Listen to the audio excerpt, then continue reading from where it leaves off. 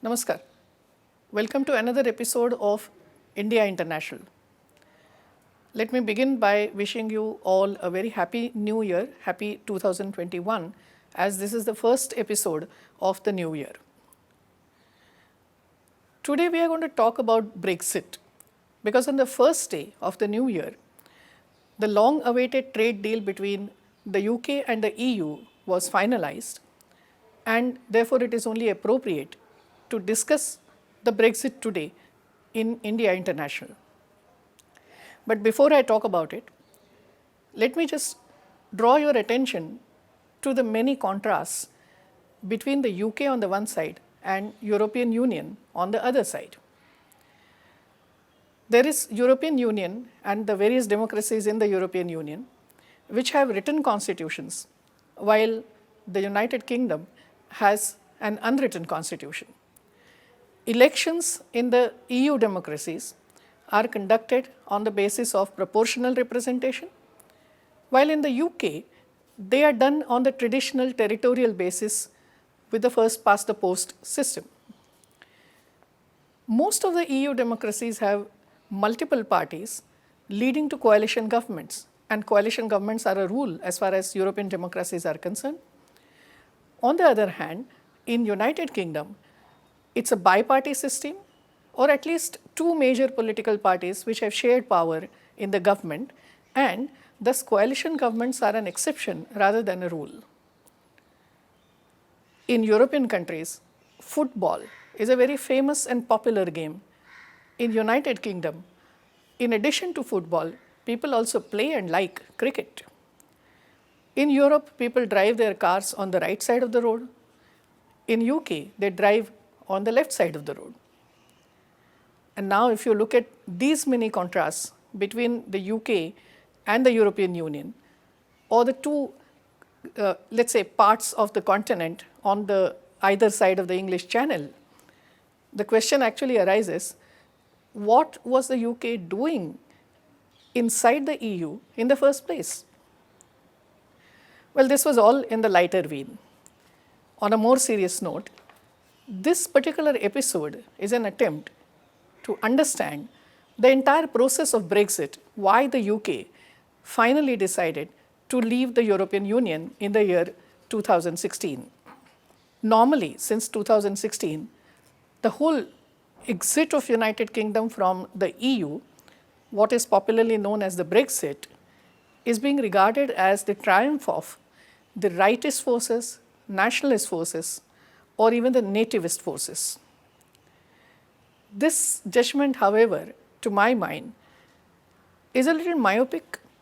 It is also unfair because this judgment ignores the nuances of the whole process in favor of oversimplification. Therefore, today's episode is not about what will happen once Brexit has taken place, but it is actually about the background of the entire Brexit process. So in this episode, I will at least draw upon two important points. The first one is the evolution of the European Union, and the second one, how and when the UK joined the EU and how and when it actually went into the process of exiting the European Union. So first about the evolution of the European Union. The name European Union came into existence, and the European Union as we know it today also came into existence in the year 1993 when the Maastricht Treaty was signed by the member countries. However, the making of the EU actually goes back more than 40 years before the Maastricht Treaty. In 1952, a few European countries in Western Europe formed what was known as the European Coal and Steel Community. 5 years down the line, in 1957, France, West Germany, Italy, the Netherlands, Belgium, and Luxembourg, again the 6 West European countries, formed the European Economic Community, which actually was a customs union among these 6 countries, which means they had decided to do away with the customs and establish a free trade area. In the same year, these 6 countries also signed a treaty which is popularly known as Euratom, and it was a treaty about cooperating with each other over the question of nuclear energy.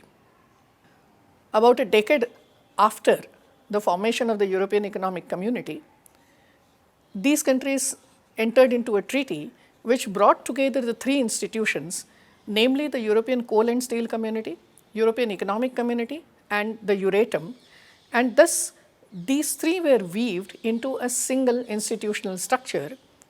The name was changed to the European Communities, or EC in short. In the year 1973, the first expansion of the EU took place, and in that year, 3 major countries joined the EC. They were Denmark, and when Denmark joined, at that time, Greenland, which was its administered territory, also joined along with Denmark. So Denmark, Ireland, and the United Kingdom were the new members of the European Community that joined in the year 1973. In 1981, Portugal joined. 1986, Spain was the new member which joined. However, in the meanwhile, in the year 1979, Greenland, which was earlier administered by Denmark, won a kind of home rule, a kind of semi-independence or autonomy, you would call it. After getting home rule from Denmark, the country voted in the year 1982 for, they had a referendum over their membership of the European Community, which went against the membership. And thus in 1985, Greenland left the European Community, thus becoming the first country to ever leave the European Community. The European Community, on the other hand, was actually growing despite the exit of a small country like Greenland. So in 1985, they entered into a treaty known as the Schengen Treaty, which is in a sense a visa union, which means that all the member countries now had borderless movement for the people. So people could move in and out of any country within the Schengen Union without the visa restrictions. Followed by that was a major, let's say, turning point in the history of the European Community, the one which I mentioned in the beginning of the episode, the 1993 Maastricht Treaty, which in fact changed the name of the European Communities to European Union. In that year, the European Union prepared the criteria for new members. So there were a number of countries who wanted to become members of the European Union, and under the Maastricht Treaty, these criteria were stipulated by the original member countries of the European Union. In fact, this expansion was being imminent after the end of the Cold War, as a number of countries from Eastern Europe now wanted to join the West European project of European Union. One step ahead in the year 1999, when the monetary union of Europe came into existence, which means that member countries went in for a single currency, they established a euro, and a 19-country eurozone was established, forming the monetary union. Then in the 21st century, in the year 2007, the Lisbon Treaty was signed by the EU members, which stipulated for the legal framework of EU functioning. But more importantly, it also adopted the Charter of Fundamental Rights of the European Union, a charter that was mandatory for all the members, old as well as the new. Since its inception in the year 1957, till date, the European Union has expanded to have 27 members, and this is minus Britain, of course, which has recently left. So, within about 50 years' time, the European Union had grown into some kind of a legal framework which was extremely complex, and that legal framework to an extent undermined the functioning of democratic institutions within the member countries.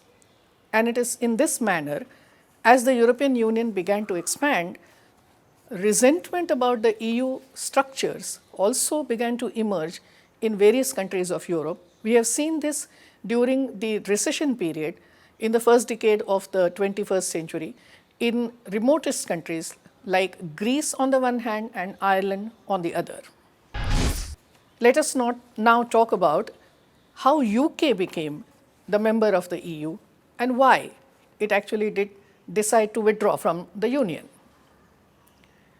Interestingly, United Kingdom had applied for membership of the EU in the year 1963 as well as in 1967. On both the occasions, UK's membership was vetoed by none other than France, and the then French President Charles de Gaulle vetoed the UK membership on the pretext that UK was not quite compatible with the European standards. Once de Gaulle was gone as the President of France, Britain applied again, and in 1973 it joined. However, when in 1985 the Schengen Treaty was signed, there was a debate within Britain, and the people in Britain expressed their opinion against it, and thus the UK government at that time decided not to join the Schengen Treaty. So Britain all the while was not part of the visa union of the European Union. In 1999, once again the UK raised its objection, this time to the formation of a single currency.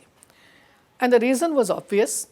The British pound was a very strong currency, just like the Deutschmark or the French currency. And thus, the UK actually thought that joining the single currency is not in the interest of the country. And therefore, they decided not to join the Eurozone, maintaining their own separate currency in terms of sterling pound. 2007 Charter of Fundamental Rights of the European Union perhaps was the last straw on the camel's back, because this is a development that brought in growing opposition to EU framework within the United Kingdom. I think it needs to be understood in a better way.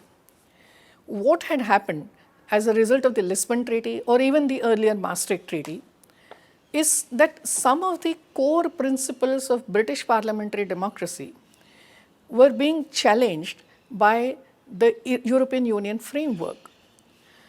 Now, by adopting the European legal framework, the principle of parliamentary sovereignty of Britain was being undermined to a great extent.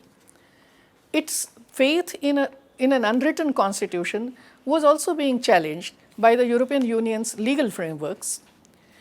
But most importantly, the Charter of Fundamental Rights, which the United Kingdom eventually had to adopt as part of its own legal framework as well, there was opposition within the UK to the Charter on Fundamental Rights on the grounds that the UK unwritten constitution believes in the principle of natural rights and hence believes in the fact that human beings are born with rights, and therefore the UK principle of natural rights is against listing down of fundamental rights, because the Anglo-American tradition of natural rights believes that once you list down rights, rights get essentially limited.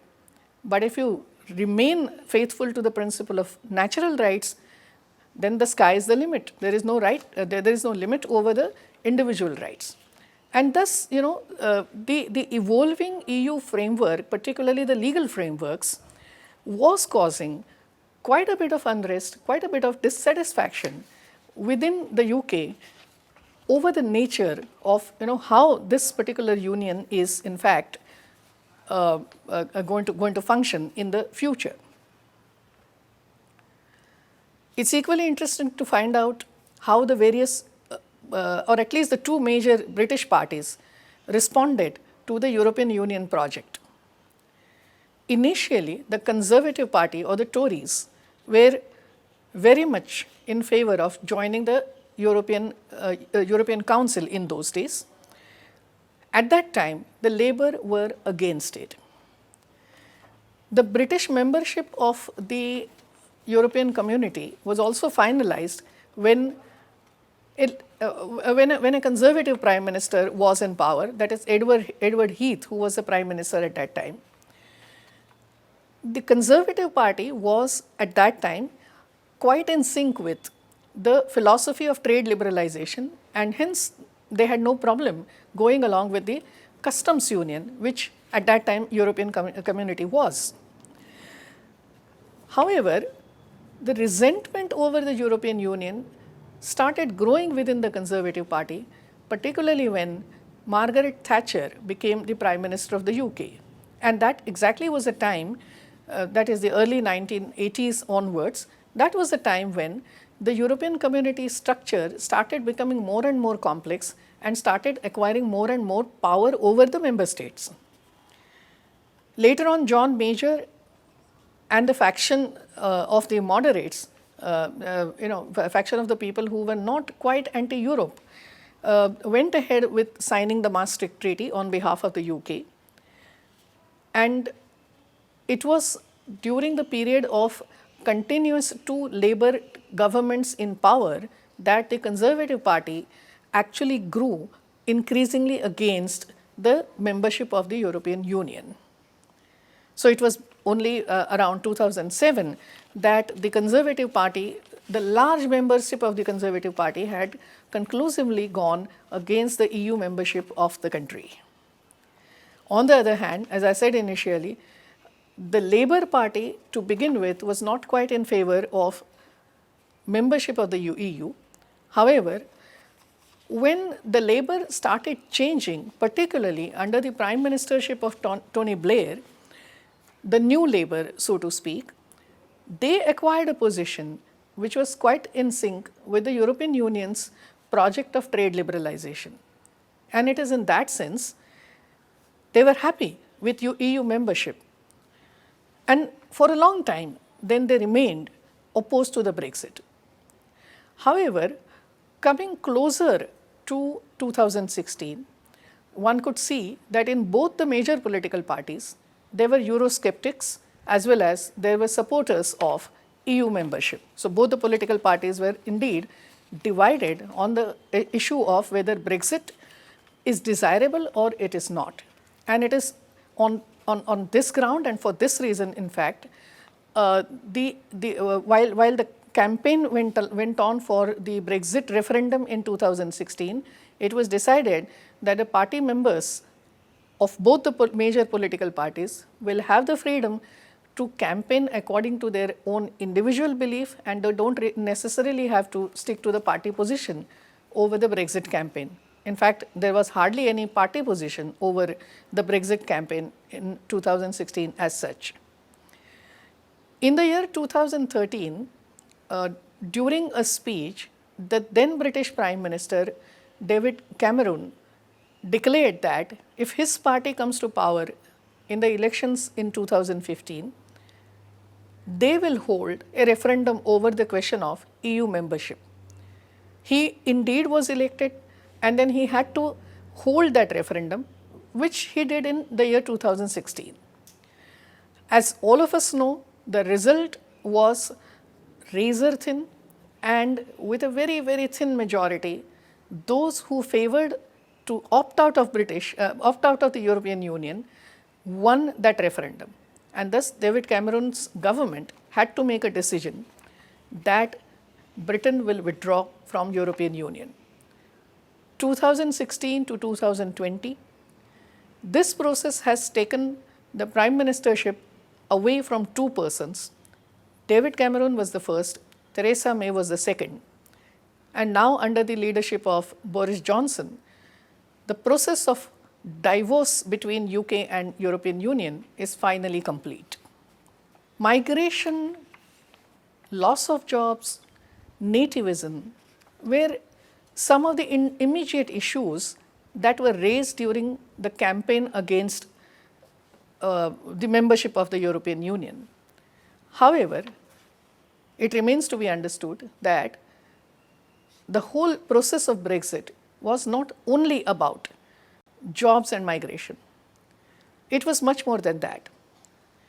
It was against the European Union's legal structures. It was against a deepening union which was perceived as challenging the national sovereignty. So, the process of Brexit was also about national sovereignty. And these were the real issues behind Brexit. The European Union, over a period of time, had grown into something like a post-Westphalian supranational entity, and the campaign for Brexit was against this supranational power. One can understand Brexit in a better way by judging it as a setback to a post-Westphalian supranational project from a state asserting its national sovereignty. Thank you for watching. Leave your comments in the comment box below. Hello everyone. HW News English is 2 years old now. When we started this venture, we promised ourselves one thing, that news should remain free, because right to know is the right of every Indian.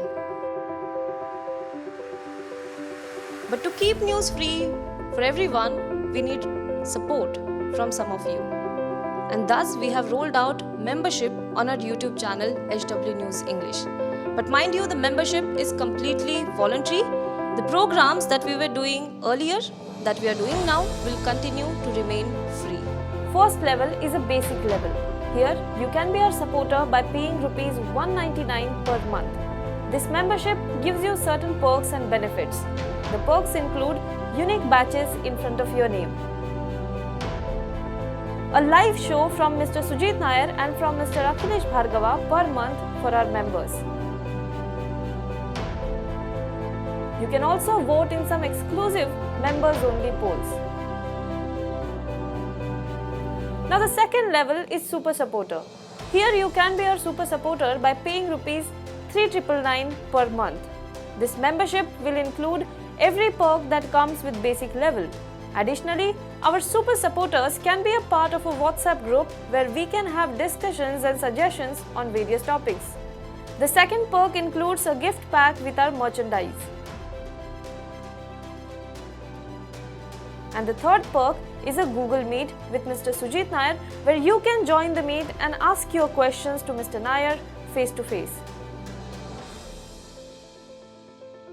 Lastly, if you like, we would give a shout out to our super supporters in our programs. So, hope to see you soon with our badges. Now be the first to know about the latest updates on our new news app. Go on your Android or iOS, search for HW News Network. Download our app, choose the language you prefer to get updates in, and be up to date with the latest news. If you like this video, please share it, and we would love to hear your comments in the comments section down here. Also, please do like our Facebook page and follow us on Twitter to get minute-to-minute news updates. For more such shows and videos, well, subscribe to our YouTube channel.